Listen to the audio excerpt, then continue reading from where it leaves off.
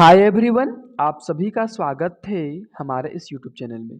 जैसा कि आप लोगों को पता होगा कि झारखंड बोर्ड यानी कि जेक बोर्ड का एग्ज़ाम बस अब 2 महीने बचा हुआ है, यानी कि लगभग 60 से 70 दिन बचा हुआ है आप लोगों का एग्ज़ाम। जल्दी से अपना अपना तैयारी में आप लोग जुड़ जाइए, ठीक है?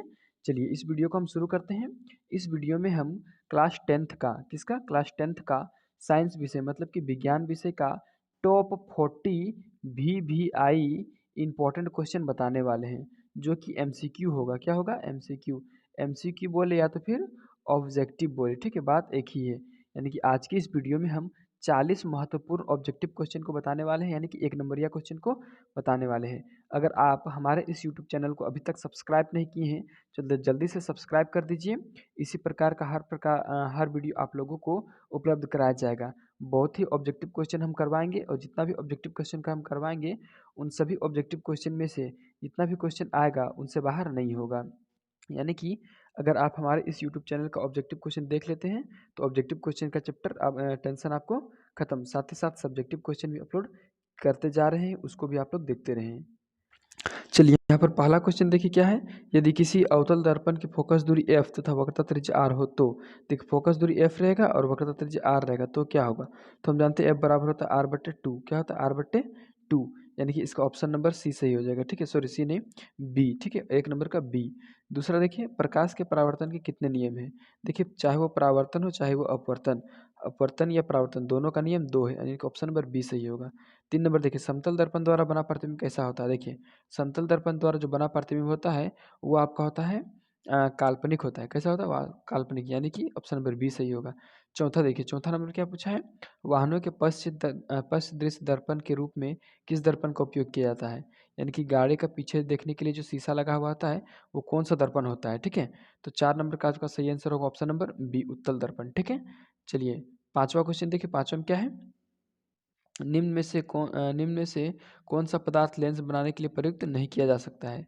यानी कि यहाँ जो पदार्थ दिया हुआ है उनमें से कौन सा पदार्थ ऐसा है जिसका हम लोग लेंस बनाने के लिए उपयोग नहीं कर सकते हैं। तो इसका सही आंसर ऑप्शन नंबर डी, मिट्टी, ठीक है। छठा नंबर देखिए, काल्पनिक प्रतिबिंब होता है। देखिए काल्पनिक प्रतिबिंब क्या होता है, तो आपको याद रखना जितना भी वास्तविक प्रतिबिंब रहेगा सारा उल्टा होता है, और काल्पनिक प्रतिबिंब हमेशा सीधा। ऑप्शन नंबर ए सही होगा, ठीक है। चलिए देखते हैं 7 नंबर। देखिए 7 नंबर क्या पूछा है। यदि एफ का मान 12 सेंटीमीटर है तब आर का मान क्या होगा। देखिए आपको दो सूत्र याद रखना है, एक एफ बराबर आर बट्टा 2 याद रखना है, और एक सूत्र है आर बराबर 2 गुने एफ। ये दो सूत्र आपको याद रखना है, ठीक है। ये दो सूत्र का एग्जाम में बहुत ज़्यादा इंपॉर्टेंस है। ज़रूर आप चाहे कभी भी एग्जाम देंगे 10th क्लास का फिजिक्स का यानी कि साइंस का, तो ये दोनों फॉर्मूला आपको बहुत ही साथ निभाएगा। तो देखिए यहाँ पर जो सवाल पूछा है एफ का मान दिया हुआ, आर का मान पूछ रहा है, ठीक है। आर बराबर क्या होता है 2 गुने एफ, और कितना दिया 12, तो इसका सही आंसर हो जाएगा ए, ठीक है ना, option number A 24 centimetre. 7 number हो गया। चलिए अब देखते हैं 8 नंबर, ठीक है। देखिए 8 नंबर में क्या बोला है। वाहनों के अग्रदीप में किस दर्पण का उपयोग किया जाता है। देखिए अग्रदीप का मतलब होता है हेडलाइट। हेडलाइट ये है आगे साइड जो लाइट जलता है, उसका जो पीछे साइड इस तरह से दर्पण रहता है वो कौन सा दर्पण रहता है, ठीक है, यहाँ पे ये वाला दर्पण। तो इसका सही आंसर हो जाएगा आपका 8 नंबर का ऑप्शन नंबर ए, अवतल दर्पण, ठीक है। चलिए 9 नंबर क्या पूछा गया है। 9 नंबर देखिए यहाँ पे 9 में है अवतल लेंस के सामने रखी वस्तु का प्रतिबिंब सदैव होता है। यानी कि अवतल लेंस में जब हम लोग किसी वस्तु को रखते हैं तो हमेशा कैसा प्रतिबिंब बनता है। तो 9 का सही आंसर होगा ऑप्शन नंबर ए, आभासी व सीधा। 10 देखिए डायोप्टर क्या है। तो डायोप्टर जो है लेंस का क्षमता, लेंस का शक्ति का एसआई मात्रक है, ठीक है ना। तो 10 का हो जाएगा ऑप्शन नंबर सी, लेंस का शक्ति का, ठीक है ना, क्षमता यानी कि शक्ति। चलिए 11 नंबर, ठीक है। 11 नंबर क्या बोल रहा है कि दो डायोप्टर क्षमता वाले लेंस का फोकस स्थानांतर क्या होता है, ठीक है। यानी कि यहाँ पर आप जानते हो कि P बराबर होता है 1/f, ठीक है। तो यहाँ पर पावर दिया हुआ है, ठीक है, पावर दिया हुआ है, और यहाँ पर f का मान पूछा जा रहा है। तो f ऊपर जाएगा और p नीचे आएगा, तो सूत्र बन जाएगा f बराबर 1/2, ठीक है ना, सॉरी 1/p बन जाएगा, ठीक है ना। और p का मान कितना दिया हुआ है 2। p का मान देखिए सूत्र बनेगा p, और p का मान दिया हुआ है 2, तो 2 का मान बैठा देंगे, और उसे जब काटेंगे भागा देंगे 1 को 2 से तो 0.5 आएगा। लेकिन ये मीटर में आएगा, जब इसको सेंटीमीटर में चेंज करेंगे तो 100 से गुना कर देंगे। जब ऐसा करेंगे तो इसका आ जाएगा ऑप्शन नंबर डी, 50 सेंटीमीटर सही आंसर आ जाएगा, ठीक है ना। चलिए अब नेक्स्ट क्वेश्चन हम देखते हैं यहाँ पर 12 नंबर, ठीक है ना। देखिए 12 में क्या, आँख के रंगीन भाग को क्या कहते हैं। देखिए ये हमारा आँख गोल वाला, और इसका बीच में है काला, और ये जो भाग रहता है ये भी काला ही होता है। इसको हम लोग क्या कहते हैं, इसको हम लोग आइरिस बोलते हैं। ऑप्शन नंबर ए सही होगा, ठीक है। हिंदी में बोलते हैं इसको परितारिका, ठीक है। चलिए 13 नंबर में क्या है, मानव नेत्र के जिस भाग पर किसी वस्तु का प्रतिबिंब बनता है वह है, यानी कि मानव का जो नेत्र है उसमें कहाँ पर हम लोग का प्रतिबिंब बनता है किसी वस्तु का। इसका सही आंसर होगा ऑप्शन नंबर डी, ठीक है, यानी कि दृष्टिपटल में। चलिए देखते हैं हम 14 नंबर, ठीक है। 14 में क्या है, दिए गए समीकरण में से रासायनिक अभिक्रिया हो रही है, मतलब दिए गए समीकरण में कौन सी रासायनिक अभिक्रिया हो रही है। देखिए यहाँ सोडियम है और यहाँ सोडियम हाइड्रोजन कार्बोनेट, और ये टूट रहा है, यानी कि देखिए एक पदार्थ है और अभिक्रिया के बाद 3 पदार्थ बन रहा है, यानी कि यहाँ पर वियोजन अभिक्रिया, और ऑप्शन नंबर बी सही होगा, ठीक है। चलिए 15 में क्या है, निम्नलिखित में से कौन सी रासायनिक अभिक्रिया संतुलित है। देखिए संतुलित रासायनिक अभिक्रिया तो हम आपको बताते हैं कि 15 नंबर का ऑप्शन नंबर डी सही है, ठीक है। लेकिन अगर आप संतुलित करना नहीं जानते हैं तो हमारे इस यूट्यूब चैनल में वीडियो पड़ा हुआ है, जल्दी से वहाँ पर जाके आप सीख सकते हैं किस तरह से रासायनिक अभिक्रिया को संतुलित किया जाता है, ठीक है। चलिए 16 नंबर देखते हैं हम। 16 नंबर, दिए गए समीकरण में किस पदार्थ का उपचयन तथा अपचयन हो रहा है। देखिए उपचयन का मतलब होता है, यहाँ पे आप लोग को थोड़ा सा रुक जाइए 1 सेकंड, ये देखिए यहाँ पे है ना, थोड़ा सा 1 सेकंड, हाँ ये देखिए यहाँ पे आप, उपचयन का मतलब होता है ऑक्सीजन का जुड़ना और अपचयन का मतलब होता है ऑक्सीजन का घटना। देखिए यहाँ पर क्या क्या चीज़ हो रहा है, ठीक है, बोल रहा है किसका उपचयन और किसका अपचयन हो रहा है।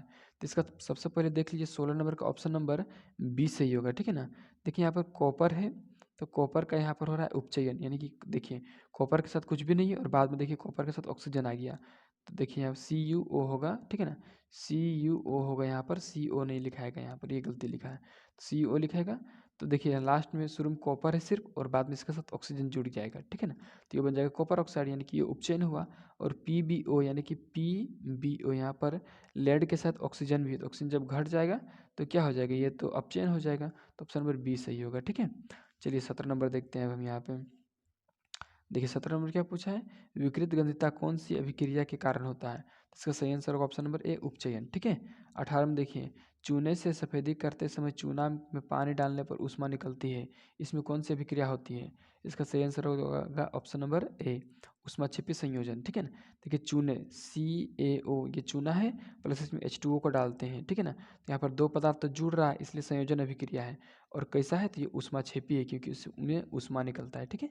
चलिए 19 नंबर चलते हैं, ठीक है ना।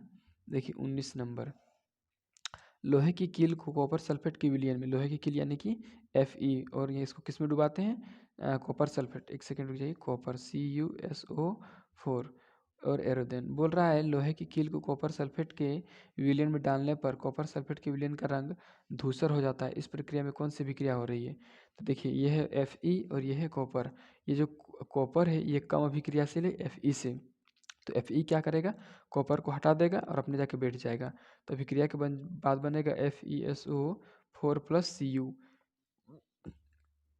तो यहाँ पर आपका विस्थापन अभिक्रिया होगा ऑप्शन नंबर सी, ठीक है। चलिए 20 नंबर देखते हैं अब हम। 20 नंबर क्या पूछा है, निम्नलिखित में कौन सा प्राकृतिक सूचक है, ठीक है, तो इसका सही आंसर हो जाएगा ऑप्शन नंबर सी, लिटमस। चलिए 21 नंबर क्या है, निम्नलिखित में से किस पदार्थ में लिटमस पत्र डालने पर वह लाल नहीं हो जाएगा। तो लाल जो अम्ल होता है, कौन सा होता है अम्ल, वो क्या करता है, नीला वाला को कर देता है लाल, तो बोल रहा है यहाँ में से लाल कौन ला नहीं होगा, तो लाल कौन ला नहीं होगा, जो क्षारक रहेगा, क्योंकि अम्ल रहता तो लाल हो जाता, तो कौन सा क्षारक है, तो इसका सही आंसर हो जाएगा ऑप्शन नंबर डी, C6H12O6 यानी कि चीनी, ठीक है। चलिए 22 नंबर को देखते हैं, दिए गए किस लवण में क्रिस्टलीकरण का जल मौजूद है, यानी कि यहाँ पर किस में क्रिस्टलीकरण का जल मौजूद है। तो 22 नंबर का सही आंसर होगा ऑप्शन नंबर सी, ठीक है ना, CuSO4 × 5H2O। चलिए 23 में क्या है, अग्निशामक यंत्र में किस लवण का प्रयोग किया जाता है, तो इसका सही आंसर हो जाएगा 23 का आपका option number A, sodium hydrogen carbonate, ठीक है ना, जिसको हम लोग धावन सोडा भी बोलते हैं, ठीक है, सोडियम हाइड्रोजन कार्बोनेट या सोडियम बाइकार्बोनेट भी इसको कहा जाता है। चलिए 24 नंबर देखिए क्या है, जल की अनुपस्थिति में हाइड्रोक्लोरिक अम्ल अपना अम्लीय गुण प्रदर्शित नहीं करता है, क्योंकि देखिए यहाँ पे बोला जा रहा है कि जल जब नहीं रहता है तो जो हाइड्रोक्लोरिक अम्ल है यानी कि HCl है वो अम्ल के जैसा व्यवहार नहीं करता है, क्यों। तो 24 नंबर का सही आंसर हो जाएगा आपका ऑप्शन नंबर बी, ठीक है ना, क्योंकि उसमें H+ आयन उपस्थित नहीं रहते हैं, यानी कि H+ आयन जब रहेगा तभी वो अम्ल के जैसा व्यवहार करेगा, चाहे वो कितने प्रबल अम्ल क्यों ना हो, अगर H+ नहीं है तो वो अम्ल के जैसा व्यवहार नहीं करेगा। चलिए 25 में क्या है, पदार्थ ABCD का pH मान क्रमशः 2, 7, 10, 14 है, यानी कि A का मान है 2, B का मान है 7, C का मान है 10 और D का मान है 14 pH मान। यह पदार्थ में कौन अम्ल है, ठीक है ना, कौन सा अम्ल है। तो ऑप्शन नंबर इसका जो ए है, ठीक है ना, ए मतलब कि यहाँ पे 2, ये है आपके सामने क्या, तो ये है आपके सामने अम्ल, ठीक है ना। चलिए 25 नंबर हो गया। अब चलते हैं हम 26 में, ठीक है ना। देखिए 26 नंबर निकाल दिए हैं।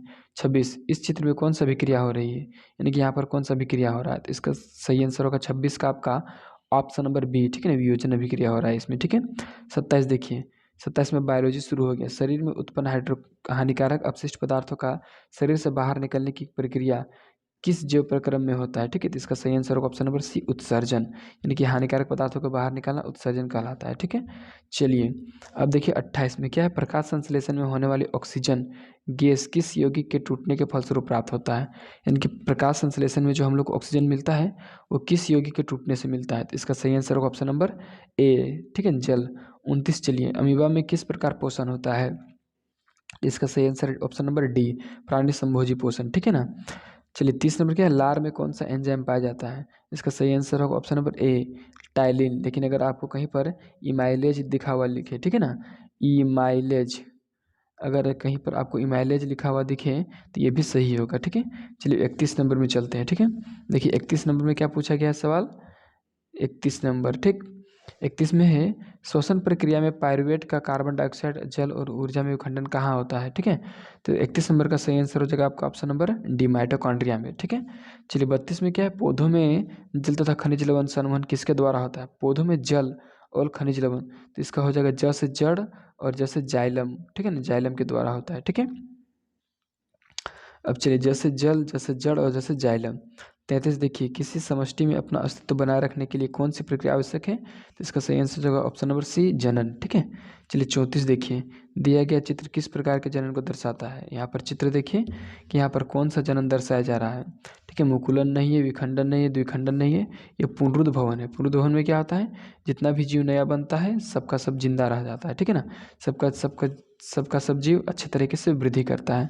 फिर चलिए 35, परागकण का एक पुष्प से दूसरे पुष्प पर स्थानांतरित होना क्या कहलाता है। देखिए ये फूल, ये क्या है, फूल। फूल के ऊपर में आपको बहुत छोटा छोटा छोटा छोटा छोटा छोटा वर्णक दिखाई देगा, रंगीन, ठीक है ना। ये जब दूसरा फूल में चला जाता है, एक फूल से दूसरा फूल में, तो उस प्रक्रिया को क्या कहते हैं, इसको हम लोग बोलते हैं परागन, ठीक है ना, ऑप्शन नंबर बी सही होगा। 36 देखिए, भ्रूण को माँ के गर्भ की किस भाग से पोषण मिलता है। देखिए जब अब बच्चा जन्म लेता है तो देखे होंगे बच्चा का ये जो नाभि होता है, नाभि माता के एक अंग से जुड़ा होता है।